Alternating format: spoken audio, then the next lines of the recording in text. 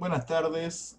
Siguiendo con este material de apoyo al curso Relaciones Individuales del Trabajo, vamos ahora a tocar el tema contrato de trabajo, elementos esenciales y prueba.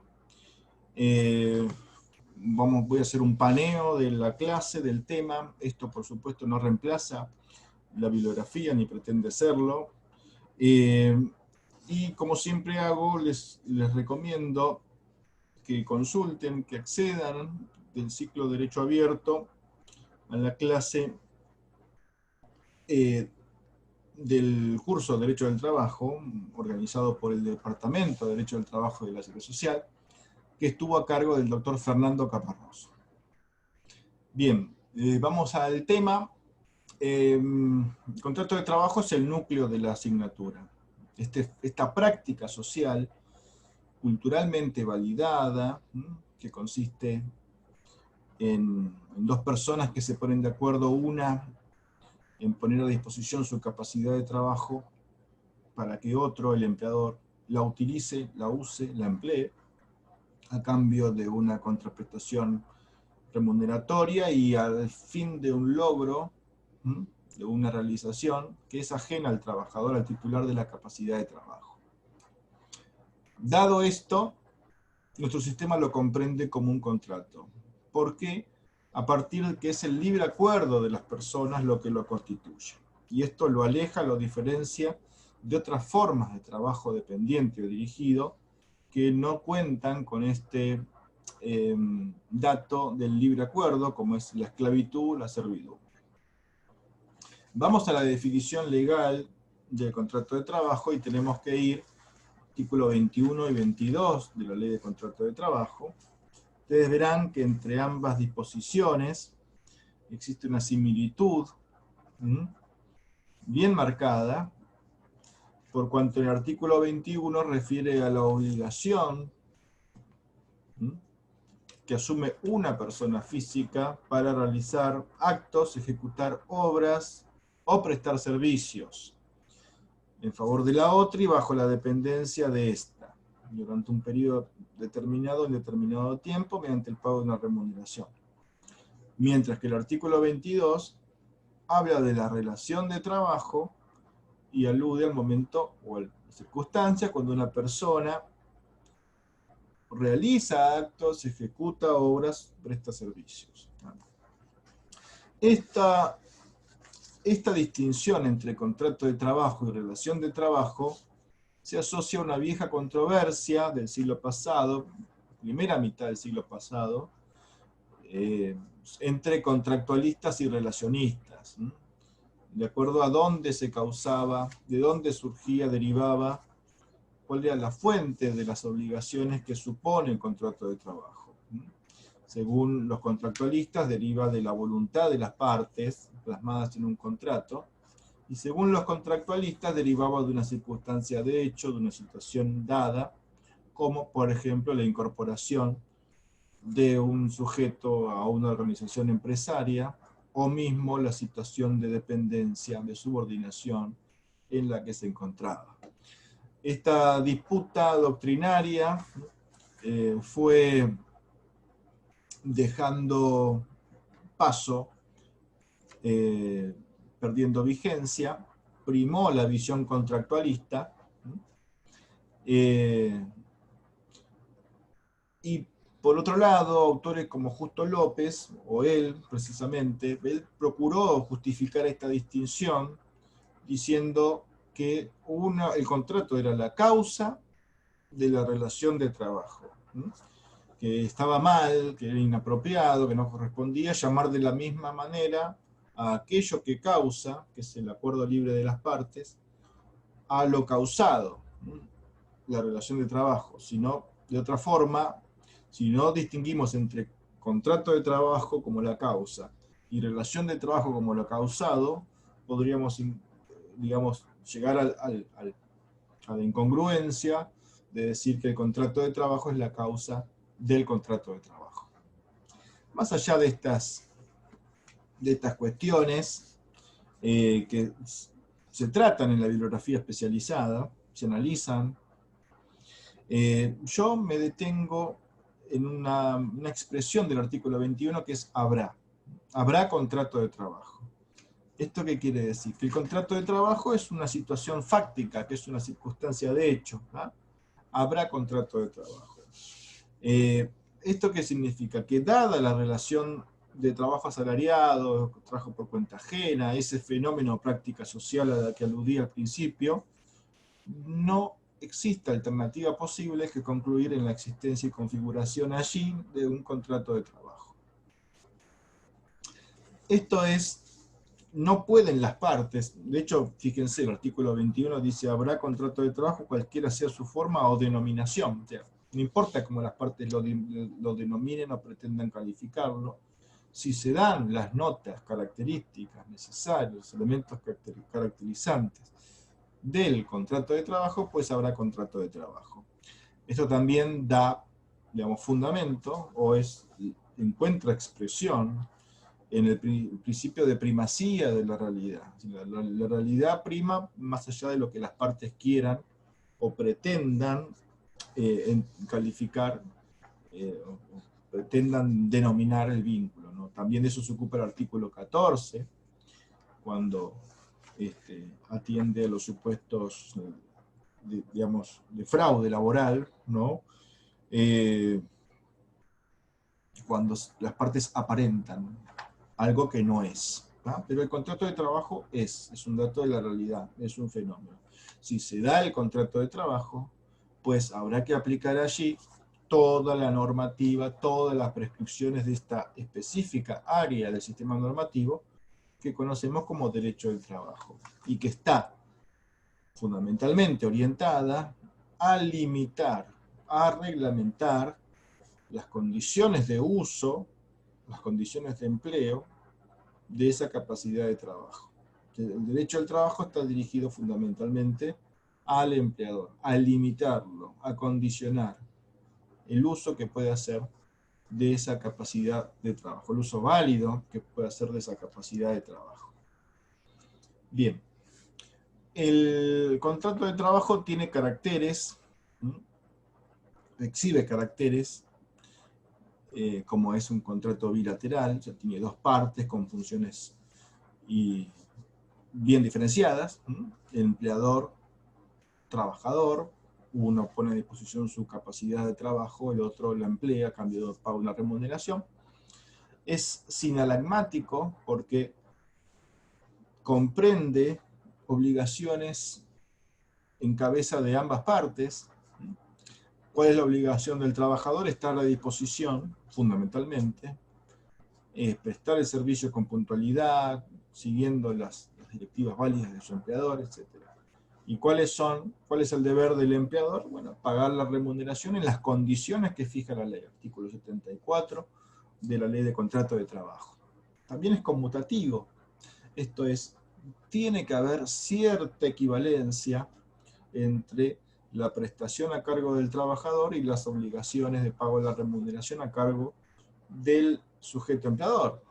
Así, en varios pasajes, la norma refiere al considerar el resultado obtenido, la laboriosidad, la eficacia. Podemos citar los artículos 46, 114, 81.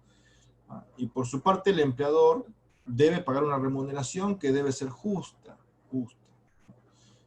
Debe ser suficiente. El salario mínimo vital y móvil dice, ¿no? Prescribe cuáles son los caracteres que debe tener la remuneración, que tienen que ver, entre otras cosas, con como dije antes, la eficacia del trabajo, el resultado obtenido, etc. Es un contrato de tracto sucesivo, no es un contrato espontáneo, sino que es una relación, es un vínculo que se extiende en el tiempo. La voluntad inicial, el libre acuerdo, consiste en entablar una relación de empleo, donde uno va a usar a otro, va a usar la capacidad de otro, perdón, no a otro, va a usar la capacidad de trabajo de otro. Y es personal porque el trabajador, persona física, debe prestar el servicio. él personalmente, forma personal infungible, dice el artículo 37 de la ley. Ahora, vamos al otro tema. El contrato de trabajo tiene elementos, como cualquier otro contrato, que son esenciales, no pueden faltar. ¿Ah? Uno está vinculado a justamente el libre acuerdo, que es la voluntad, y que tiene consentimiento libremente prestado y por persona capaz. Segundo, la forma, que es la forma de que se exterioriza el acto. Todos los actos tienen forma. El objeto y la causa.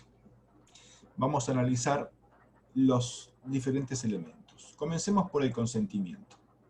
¿Consentimiento respecto a qué? Bueno, el artículo 45 y 46 refieren que basta con que se entienda que las partes van a dar inicio a una relación de trabajo. Lo esencial, el contenido esencial. ¿Cuál es el contenido esencial? Bueno, la prestación de un servicio, el pago de una remuneración. Nada más, no hace falta más. Si hay consentimiento, ya está. Y el consentimiento es eso. Ahora, no existe consentimiento cuando el trabajo es forzoso, forzado, como la esclavitud o la servidumbre antes mencionada, o también cuando existe algún vicio en el consentimiento, el error, dolo o violencia, artículo 409 del Código Civil y Comercial. O sea, la violencia, incluso en el momento de inicio o en el transcurso. No puede ser forzado el contrato, siempre debe ser de una base fuerte en la voluntariedad. Bien, y el consentimiento no dado por cualquier persona, sino dado por persona capaz. Ese es el consentimiento hábil, el consentimiento que importa. La capacidad, por supuesto, está regulada por el derecho común. Cuando una persona es incapaz, lo determina el derecho privado, el Código Civil y Comercial. La LST establece la capacidad plena a los 18 años y luego reglamenta el trabajo adolescente desde, que es aquel desde los 16 años, ¿no?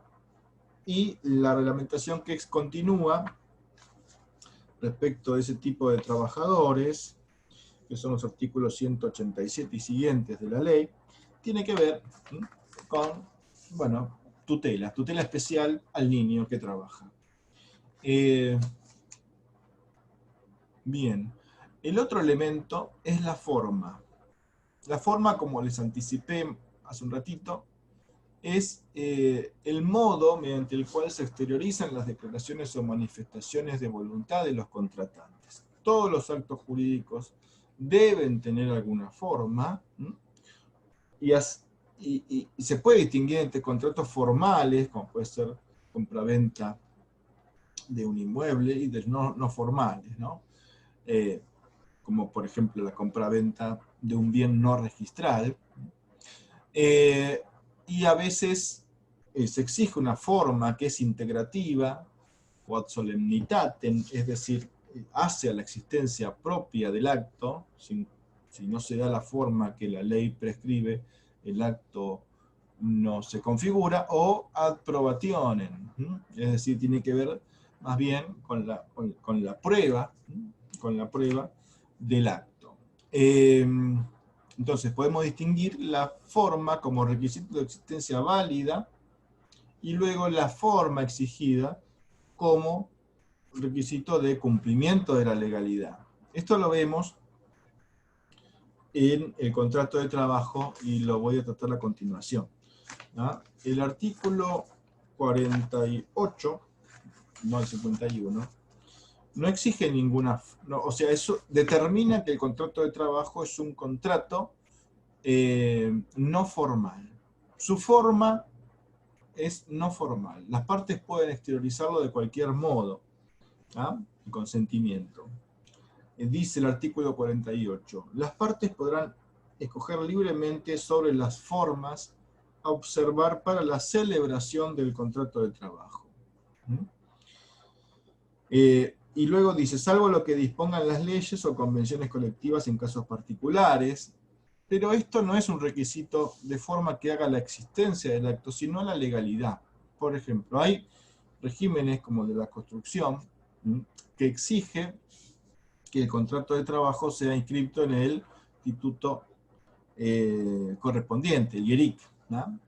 Pero eso, la no inscripción no invalida el acto como tal, no es un acto inexistente, sino que es un incumplimiento, es a la ley, ¿no? En sentido amplio. También, por ejemplo, cuando el empleador contrata por tiempo determinado y no lo registra por escrito, también es un incumplimiento a la forma exigida.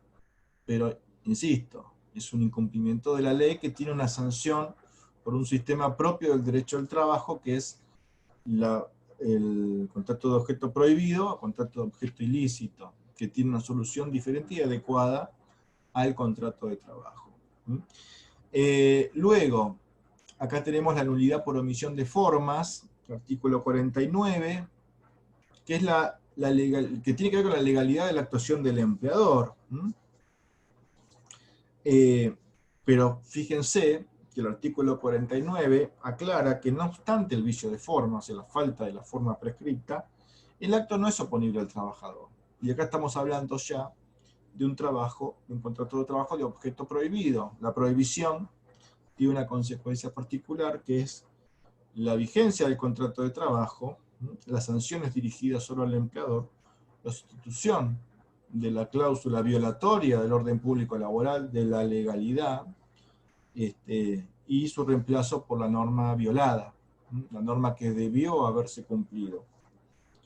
De todas formas, en algunos supuestos, la consecuencia no es otra que quizás, por ejemplo, el contrato por tiempo determinado, la consecuencia es que el contrato sea por tiempo indeterminado. O también, a veces hay un déficit que afecta la prestación, la validez de la prestación a cargo del trabajador. Algunos de mucha gravedad. Un trabajador médico que fraguó su diploma universitario, más allá de cometer un delito y demás, eso